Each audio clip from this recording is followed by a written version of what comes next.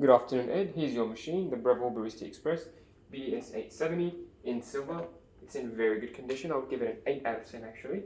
I'm just making this video to tell you more about the machine and how to use it and make a coffee on it, just really quickly. So yeah, the machine is fully serviced, absolutely no issues. The external condition is very good, so almost no scratches on the left or right hand side that I can see.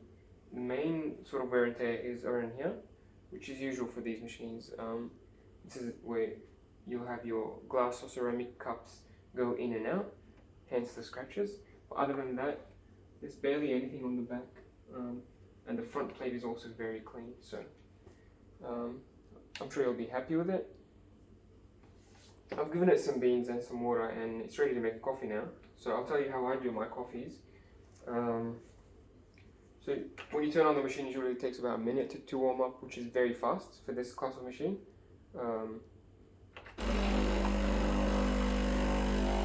Always make sure you have enough water, otherwise it'll scream at you. The first thing I like to do is run a blank shot. So just pressing the 2-cup button right here and dispensing hot water, no coffee in the handle. This will warm up the machine, warm up the group head, and also warm up the mug that's underneath. So let's do that now. And these buttons, they are programmable. So if you want to reset it at any time, if you want to go back to factory settings, hold the program button. And now it's back to factory settings for these two buttons. So 30 mils here, 60 mils here, more or less. The machine has a volumetric meter and a memory, so when you can program these to whatever you want.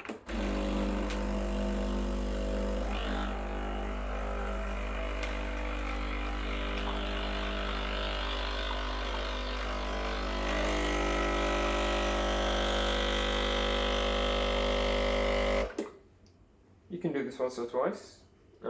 It's up to you really. It's also really good because it kind of cleans the machine as well. So if there's any coffee grounds or oils that are built up, it'll also get rid of those. If you wanted to, for example, fill a cup of hot water for tea, for example, or if you want to brew Americano, you can also use the hot water tap right here. It'll dispense clean hot water straight from the boiler.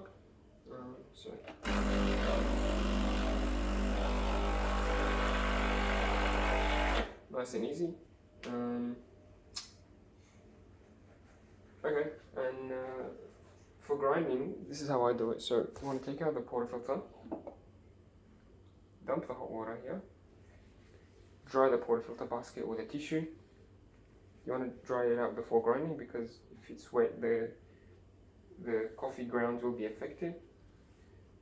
You may want to use a scale. I certainly do use a scale nowadays just to be more consistent, especially when getting new beans or a new machine or something like that. So here's the scale that I'm using. I use the scale for two things. So for how much ground coffee I put in, and how much liquid coffee comes out, how much espresso comes out. So let's do the grinding now. I've set the grinder size at number 5. It goes from 1 to 18, 1 being the finest, so the smallest particles. You want to balance this number. You want to change it, sorry, depending on the bean or depending on your taste preferences. But in the end, you want to choose a number that gives you the right amount of pressure and coffee flow. So just really simply, if the coffee is too fast, it's probably very big particles and very coarse. If the coffee is very slow and sort of over-pressurizing the machine, then that means the coffee is too fine and the particle size is too small.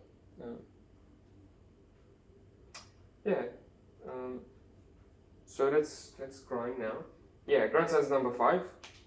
You can go all the way to 1 if you want, but even if you reach 1 and you want to go finer, you can actually adjust it on the internal mechanism here, which not a lot of people know about. So if you take out the bean hopper and you clean and vacuum this area here, you can actually make it go even finer by adjusting the blade, the burr. That's a quick tip for you for the future. But yeah, at number 5, I found it to be very good with the medium beans that I'm using. So let's try that. So calibrate the scale. So this is at number 5 again, grind size. This here is the grind amount, which is how much coffee you get out.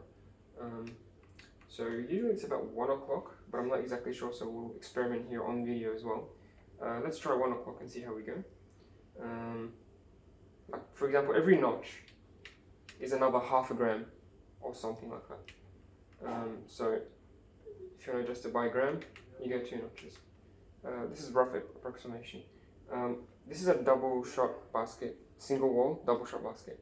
And the machine comes with all 3 baskets, with the 3 of the 4 baskets. So you have the double cup single, the double cup double, and the single cup double. When I say double cup double, I mean the double cup double wall or pressurized basket. More on that later. If you have any questions, I'm happy to chat about that. But yeah, this is the one you want to use. This is the one that baristas use. This is the one that I use. So I recommend sticking with this one. It will make your life easier. Cool. Yeah. So for this double basket, I want to put about 18 grams of coffee. A single basket would usually be about 9 or 10 for this machine. So calibrate my scale. You can select single or double. So double will give you double the amount. I personally like to keep it on single and do it in 2 steps. That way I can press it down halfway and sort of measure it and see how we go.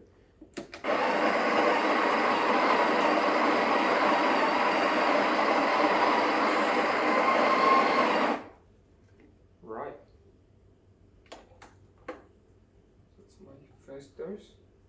That's about 10 grams. So I want it to be closer to 9 grams. So I'll probably keep it around 11 o'clock from now on. So let's reduce that to 9 grams.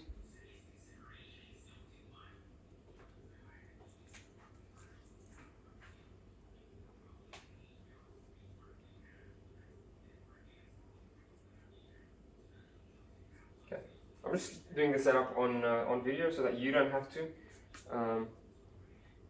Usually it doesn't take long. So that's 9 grams. Let's do that again and see if we get 9 grams. So keep it at around 11 o'clock. Right here.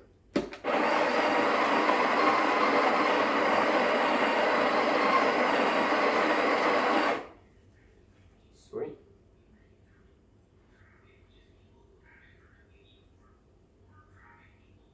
That's 18 grams. See, if you keep it here, for example, from now on, it'll give you about 9 grams per single. Or if you put it on double, it'll give you the whole 18 grams. So there we go, that's something set up for you. Now you take the tamper out and you press it down. You want to press it down evenly and try to put enough pressure on all sides and try to keep it flat. And put sort of a decent amount of pressure. You can also put it on the bench and press. I like to do it in the air. Cool. Clean the edges. This is what it looks like. If you don't have a scale and you want to check if you have about 18 grams, so grind the coffee, tamp it in, and after you've tamped it in, if the tamper goes as deep as this silver part and no more, so like this, so this is about 18 grams. It's about this depth. You can use this as a guide. If it's too high, so you can't go any deeper than this, for example, then that's too much coffee. And on the other hand, if it goes very deep, then that means that's too little coffee. That's another quick tip. If you don't have a scale, which a scale isn't necessary for good coffees on this machine. It just helps. Okay, so that's 18 grams. Put it in, screw it in.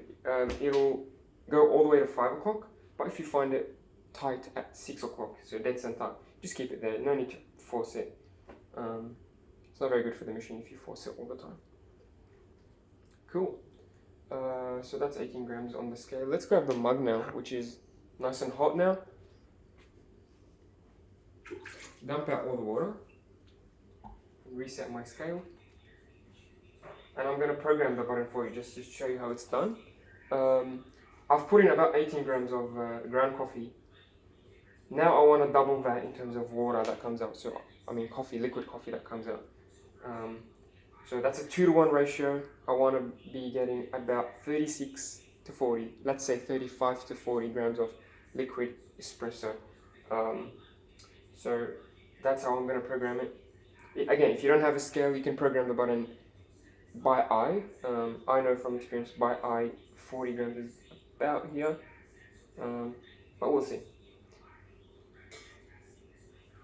This is where you want to pay attention when setting up your machine, depending on the beans that you're using. You want to keep an eye on the pressure gauge and on the flow.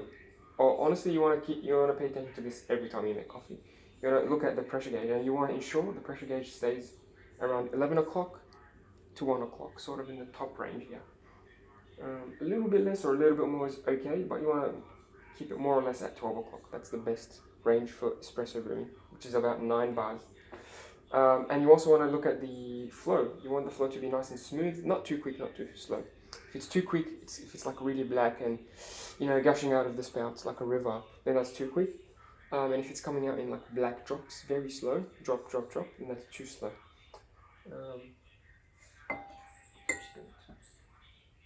So yeah, that's what I'm looking for. With fresh beans, this process is easier. So if you have fresh beans or relatively new, recently opened bag of beans, this will be easy. If you're using older beans or stale or supermarket beans that are old, the coffee will come out much quicker and it won't look as nice.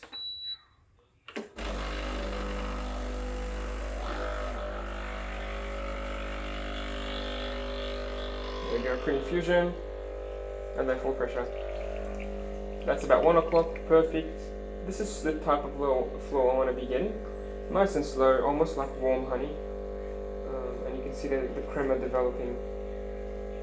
So as we approach 35 to 40 grams, I'm going to stop it. Right about there. I think that's about 35 grams. When I keep it, let it drip, and then measure it. Sweet. Yeah, that's about 40. This is how you want your coffees to be, sort of this, depending on the mug of course, you want it to be this high. And if you have a scale, perfect, just use the scale to get about 35 to 40 grams. This press is a bit harder with single wall because single wall, you know, it's more finicky with the temp and the coffee amount. But yeah, I think it's quite easy to do this. And you only need to do this setup, you know, the programming and the grind adjustment whenever you get new beans. Right.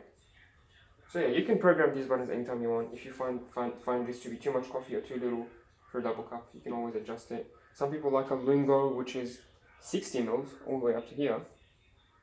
Or some people like a piccolo, I think, or a ristretto, which is very, very short, dark, concentrated coffee. So yeah, it's all up to you. What else? Let's do steam now. I don't have any milk to steam, unfortunately, but I'll show you the process. Here's the milk jug that comes with the machine, the Breville one. You want to steam the milk like this. So fill the jug just below the spout here for a double cup serving. Fill it with cold milk. I personally like to use full cream milk. And when you turn on the wand, give it a few seconds to warm up. It won't go to full pressure straight away, this being a single boiler machine. But yeah, the more time you give it to warm up, the stronger the steam will be, which is better for you as it saves time. So you want to turn it on, and then quickly turn it off, then turn it back on after you've put in the wand into the milk. And the direction you want to put it in is sort of at an angle, like this, at a 45-degree angle, with the wand close to the edge here, and close to the surface of the milk. So you want, so let's say this is the surface of my milk, which is not realistic, but let's say this is, I want the wand to be just below the surface and at this angle, so that A, it injects air, and B, it keeps spinning the milk. So you want to keep spinning the milk, to keep mixing it and aerating it and injecting air into it. That's how you get sort of a latte texture. You want to do that for about 20 seconds. And then after that, you want to raise the jug. So I say 20 seconds. If you do it for longer, say 30, 40, 35 seconds, you'll create more bubbles and more aeration. So it'll give you more of a cappuccino texture. So more bubbly, more foamy, more volumetric. But yeah, for a latte, you want to do it for 20 seconds, and then after the 20 seconds, raise the jug, so the tip is no longer close to the surface. And after you raise the jug, you still want to spin it, but not inject any air. So it takes 1 or 2 tries to get it sort of decently right. It takes some baristas days and days of training. So it's not the easiest thing in the world, but it's quite doable. And once you get it right, you can do latte art on this machine easy. Yeah, so let's turn on the steam and see how long it takes. Usually it takes about 10-15 seconds to warm up.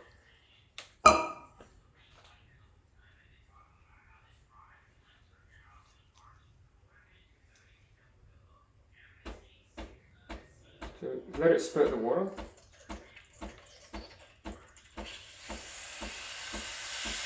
And then, so give it like 5 more seconds.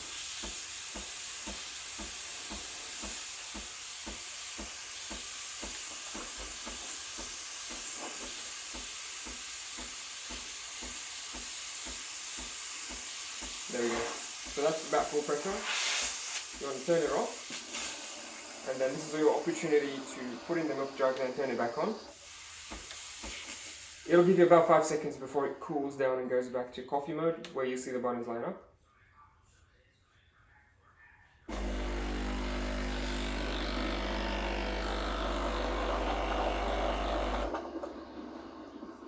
There you go. Now it's ready to make another espresso shot. All you need to do is, and this is what I personally do, get the puck out. Sometimes it will fall off. Get the puck out. Sorry, I'm saying puck. This is what they call it, the cake, the coffee puck. And then you want to run a blank shot. So pressing the 2-cup button.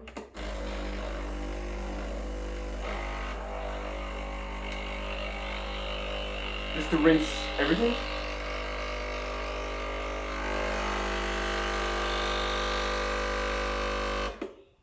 And you can put this on the counter. I personally just keep it here overnight until I use it the next morning. You can put it on the head, but some people don't like to do that because it, I don't know, keeps things wet, which is not good. Yeah, that's the machine. Hopefully this video has been helpful, and hopefully you'll be getting a lot of really, really nice coffees from it.